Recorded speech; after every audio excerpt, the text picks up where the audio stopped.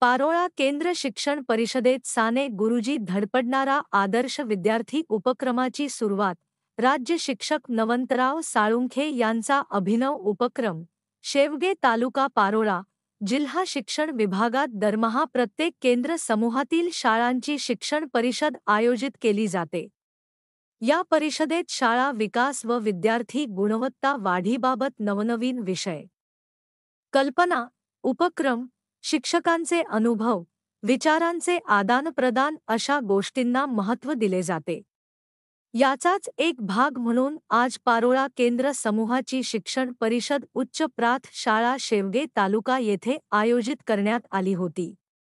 या परिषदेत जीप शाळा क्र3 पारोळाचे मुख्याध्यापक तथा राज्य शिक्षक नवंतराव साळुंखे यांनी त्या शाळेतील विद्यार्थ्यांना प्रेरणा, प्रोत्साहन मिळावे व त्यांनी स्वतःच्या विकासासाठी अधिक धडपड करावी म्हणून साने गुरुजी धडपडणारा आदर्श विद्यार्थी या उपक्रमाची सुरुवात केली. प्रत्येक वर्गातून एक विद्यार्थी व एक विद्यार्थिनीची निवड वर्ग शिक्षक, मुख्याध्यापक व इतर शिक्षकांच्या मदतीने व रोजच्या निरीक्षणाने करावयाची आहे. शेवगे शाळेच्या I1 ते I7 पर्यंतच्या 14 विद्यार्थ्यांची निवड करण्यात आली.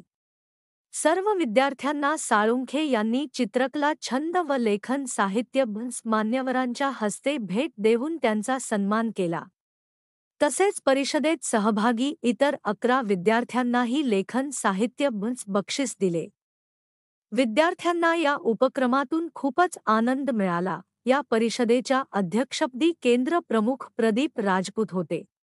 BRCच्या विशेष शिक्षिका वर्षा पाटील तसेच केंद्रातील सर्व मुख्याध्यापक व शिक्षक उपस्थित होते. यावेळी शाळेचे मुख्याध्यापक राजेंद्र पाटील यांनी प्रास्ताविक केले. रत्ना राजपूत यांनी सेतू अभ्यास निश्लेषण नियोजन यावर मार्गदर्शन केले. पायाभूत चाचणी गुणनोंदी व विश्लेषण यावर माधुरी मोरे यांनी आपले मत मांडले.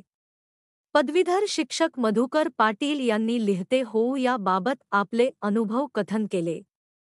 स्मिता सोळंके यांनी कोरोना काळात मागे पडलेल्या विद्यार्थ्यांसाठी शिका शिकवा व बक्षीस मिळवा हा उपक्रम यशस्वी करून या विद्यार्थ्यांना प्रगत केले व आज त्यांना इंग्रजी साहित्य व चित्रकला साहित्य बक्षीस देऊन प्रोत्साहित केले.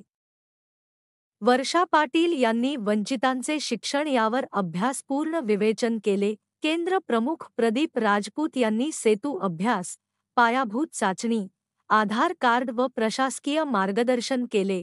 सुंदर असे सूत्रसंचलन ओंकार चव्हाण यांनी तर स्मिता सोळंके यांनी आभार मानले.